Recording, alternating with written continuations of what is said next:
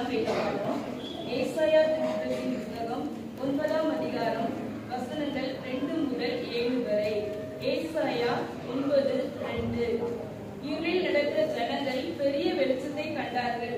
மரண இருளின் தேசத்தில் குடியிருக்கிறவர்களின் மேல் வெளிச்சம் பிரகாசித்தது. அந்த ஜாதியை திரளாக்கி அதற்கு மகிழ்ச்சியை பெருக பண்ணினீர். அறுப்பில் மகிழ்கிறது போலவும் கொள்ளையை பங்கிட்டு கொள்ளுகையில் களி கூறுகிறது போலவும் உமக்கு முன்பாக மகிழ்கிறார்கள்.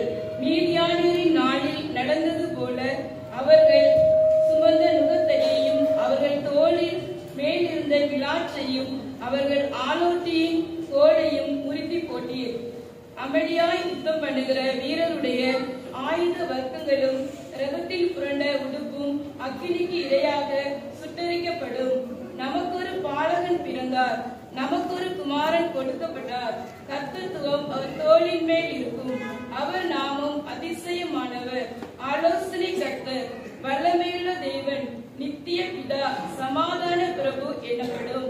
தாவீதின் சிங்காசனத்தையும் அவருடைய ராஜ்யத்தையும் அவர் திடப்படுத்தி அதை இது முதல் கொண்டு என்றென்றைக்கும் நியாயத்தினாலும் நீதியினாலும் நிலைப்படுத்தும்படிக்கு அவருடைய கர்த்தத்துவத்தின் பெருக்கத்துக்கும் அதன் சமாதானத்துக்கும் முடிவில்லை.